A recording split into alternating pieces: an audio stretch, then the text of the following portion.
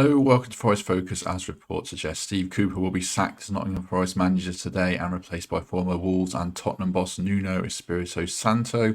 It's looking like we'll be live tonight at 8:30 to discuss the change in much more depth, probably with prots and temps. But in the meantime, I just wanted to do something on Nuno, the manager, what we might get from him, what we can expect if the change is confirmed, whether we think it's right or wrong. I thought we should have a look at what we might be getting from a man who's had success and failure at various points throughout his career. Obviously, the highlight being his time at Wolves when he took them to 7th in the Premier League twice. So, a few important points to note, or interesting points to note. He's a George Mendes client, and I think we'll probably discuss that more in future. Obviously, the super agent, which kind of suggests that Mendes is coming back into the fold. Forest, as you can see, people who are watching, not listening, and people who are watching can see I've shaved my beard and my hair looks massive, and you can see my fat face as well. That's an irrelevance. Sorry. So yes, managerial highlights. Finished 4th in La Liga with Valencia and did pretty well at Rio Ave in his first job in his native Portugal.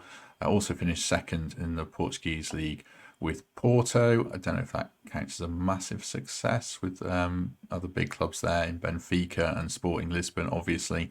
Then he comes to Wolves and does very well from 2017, has some really good years, wins the championships, comes to the Premier League, finishes 7th twice to take them into Europe.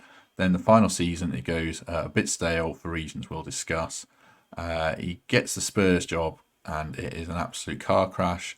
But there is some mitigation behind that, but we'll look at that in a little more depth. And then most recently, he's worked in the Saudi Pro League, winning that with Al Ittihad, I think it would be. I won't focus on that too much because I think it's slight irrelevance. More interested in what he's done in the Premier League and what he can bring to Forest. So let's just talk through Wolves in a little bit more detail. First season, as I say, 2017, he arrives. He has a lot of cash put into the team, which is, is his benefit, obviously. But they win the league with a strong team, including Forrest Willie Bolly. Morgan Gibbs-White is in the squad as well. He's very young at that point and doesn't really feature too much. Then players who go on to have really good careers in Conor Cody, Ruben Neves, Diogo Jota are kind of at the heart of it. So they win the league, have a really good season, come up as a promoted team, and money spent wisely. They strengthen the squad really well, and they certainly overachieve to finish 7th. 57 points to reach the Europa League, 47 goals scored, 46 conceded. They had Rui Patricio in goal, João Moutinho and Raul Jimenez, who scores 13 goals that season. And Diogo Jota gets 9. Jimenez is important. We'll come on to him. But you can see there, basically his teams are built around a strong core. And speaking to a couple of Wolves fans about him, he uses a small number of players, a tight-knit squad. Obviously, that doesn't fit around Forest, particularly with our recruitment policy and what we have in place at the moment. And that's relevant to Spurs a bit, as we'll come on to. But you can see this strong spine that he develops down the team, a strong team spirit, a good group. And there's some similarities to Steve Cooper. It's all 3 at the back for years. And then he does move to 4 at the back in the final season when he just can't score a goal. But basically it's 3-4-3, 3-5-2, kind of tactically similar to Steve Cooper. It's all based on counter-punching, counter-attacking football. So you can see the continuation there. But kind of Raul Jimenez is key to their success. The next season, 2019-20, they finished 7th again. 51 goals scored, 40 conceded, and they make the quarterfinals of the Europa League where they lose to Sevilla. And this is where it kind of peaks for Nuno at Wolves. Jimenez gets 17 goals that season, having arrived on a permanent deal now from Benfica. And at this point, the squad is probably its strongest. There's 9 Portuguese players on the books. Maybe we'll see more of that kind of influx of Portuguese speakers. Obviously, we've got a few with Brazilian players already, so that remains to be seen. But at this point, Neves is a top player. Moutinho's obviously had that great career and still playing very well. Patricio, Conor Cody's an England international. Romain Saiz is a steady Premier League defender with Willie Bolly as well. Max Kilman's coming through. Matt Doherty's playing really well. Jota is about to go to Liverpool for the big money. And as I say, Jimenez gets 17 goals. So this is when Wolves are probably at the peak of their powers. Then it goes quite wrong in the final year. They finished 13th, 2020-21, and he leaves at the end of the season by mutual consent. 45 points, but they only scored 36 goals, 52 conceded. And probably the most prominent point is they were 6th in November when Raul Jimenez had that terrible head injury at Arsenal. They won that game, and then they really struggled to score goals. And I think that's relevant because obviously no Taiwo Awoniyi, Forest are really struggling to score goals, and he couldn't find the answer at Wolves. Maybe he can find it at Forest, but that's the immediate challenge that you see presented to him. They also sold Diogo Jota and Matt Doherty that summer, and the squad is weakened, and it kind of peters out, and he leaves at the end of the season. We'll look at the team that he played in a minute. In fact, actually, we'll probably do that now, and kind of this is a typical Wolves team, and then we'll look at his Spurs team. So bear with me for 1 minute, and I'll put up the kind of team that he liked to play. So for people who were listening, not watching, it was always three at the back with Rui Patricio in goal, and then a combination of Willy Bolly, Connor Cody, and Romain Saiss and Max Kilman, who came through later. Then they would have wing backs playing quite high as they could in Matt Doherty and Johnny Otto. That would later become Nelson Semedo and Reina Aït-Nouri, who we have now. Then a midfield to Ruben Neves and João Moutinho quite often, two top players obviously, and then Leander Dendoncker came into that mix. It's like I say, a small tight-knit squad. Didn't make too many changes, so there's that group. And then the forwards would, peak of the powers, Raul Jimenez through the middle, Diogo Jota outside on the left of him, and then to the right you would have Podence or Traore, Adama Traore, something like that, and Pedro Neto would come through as well. And they also had Helder Costa initially when they were doing well in the Championship, and even Cavalieri. But those are the kind of the peak of his powers. This sort of team where you can see strong foundations, two solid central midfielders, wing backs, and then kind of leave Jimenez with a bit of magic to do good work up front with Jota, Podence, Traore, players like that. So that was how that was kind of the strength of it when they were really flying. The final season, they switched formations to try and score goals. I was reading up how they went to Leicester and lost 1-0 and put up an XG, I know people hate that, of 0.02 in the game.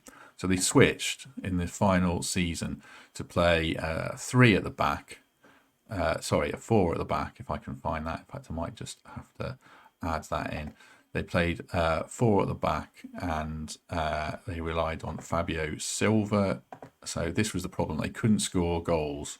Silva came in for a lot of money, from Porto, was no replacement for Jimenez, and the goals dried up and they ran into problems. So it would still be Patricio in goal, and then a back four, any combination really. I think Connor Cody got injured this season, so they would have Semedo, Bolly, Saiss or Kilman, and then Johnny at the back.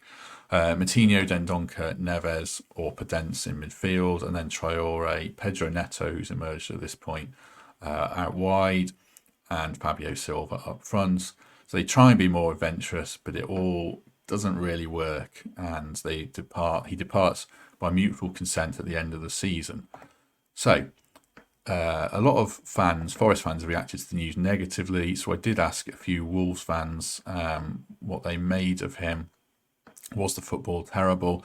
And they said no, not as bad as people say. A friend said brilliant for 3 years. 2021 went stale. They lost Doherty, they lost Jota and Jimenez. Before that, it was really good. He barely used any players either, just that core few, and that was backed up by stuff I was reading about him. His substitutions at times could be predictable. So you kind of get the picture of the manager there, that he's kind of safe and steady, did a really good job at Wolves, but once they ran into problems, he couldn't really turn them around. But you can see some similarities with Steve Cooper in the style of football they play. It sounds like he forged a tight-knit group at Wolves, sort of that kind of man management. So I think that if they're going that way, I think we're going to see a continuation of Cooper, but maybe just some fresh ideas, try and freshen it up and get Forest out of this funk, and then people can debate if they think it's an upgrade on what we have or not. We'll probably do that tonight in much more depth, but this is more about what kind of manager Forest are getting. So then we go to Tottenham, and basically it all goes pretty horribly wrong. He arrives after Mourinho in the summer of 2021, 72-day search to find a manager, not backed by everyone. They were looking for, someone's playing more attacking football. Doesn't happen, and they turn to Nuno as 7th or 8th choice. He arrives at a pretty terrible time. Harry Kane's desperate to go to Man City. It doesn't come off, obviously. And he doesn't bring with him, and this sounds important, he doesn't bring with him Rui Silva, who is his right-hand man at Wolves, and that bridge between the dressing room. And he just sounds like he was a bit isolated at Spurs, and it didn't work out. So it'll be interesting what kind of coaching staff he does bring with him if he arrives at Forest, as seems to be suggested by reports today. It also said in an article I read in The Athletic, so only one, it doesn't mean it's 100% nailed, but it was an interesting read that he struggled with the bigger squad, which obviously is a factor at Forest. So I thought I'd flag that. Like I say, he likes this tight-knit group, and he's going to walk in something very different if that's the case. Obviously, we've got a lot of players on the fringes, and he sounds like he struggled to manage that group and create, some division was created intentionally or otherwise.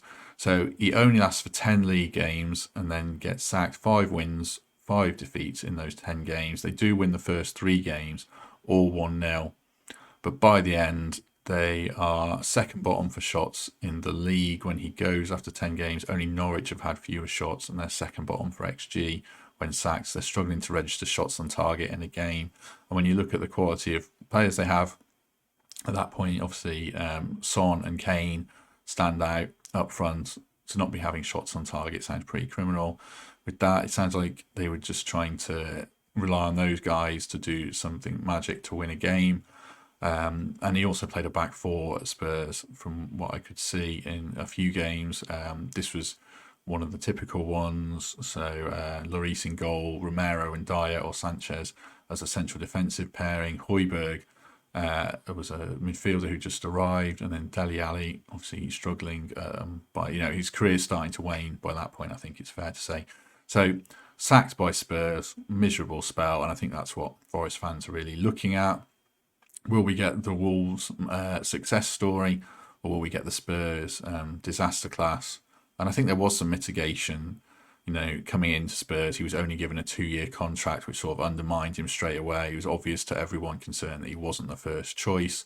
So felt like he was on a hiding to nothing there. So I think we need to be, open-minded about that. Most recently, he's worked in the Saudi Pro League with Al Ittihad, as I said earlier, won the league, sacked after losing to an Iraqi team in a cup competition, and now he is available. So we shall see if it happens. Looks like it is, and then we'll debate the rights and wrongs of it. But that should give some indication of what Forest will be getting. A defensively solid manager, a counter-attacking manager. It might not be the most sparkling football, but it might not be as bad as Forest fans are fearing. We shall see. Is he a man who's going to get a bounce from the team, get them going a bit more, get the points needed to climb the table? I'm not sure. He might be. It might be someone who gets a boost, and then we might be back where we are at the start of next year.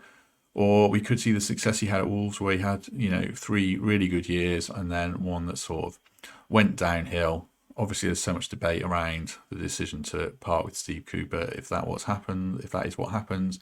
So we shall do that tonight, probably regardless, actually, if he goes or not, with David Prutton and Michael Temple and perhaps one of the other regulars. So hopefully see you tonight. Hope that's given you a flavour of Nuno and his time at Wolves and his style.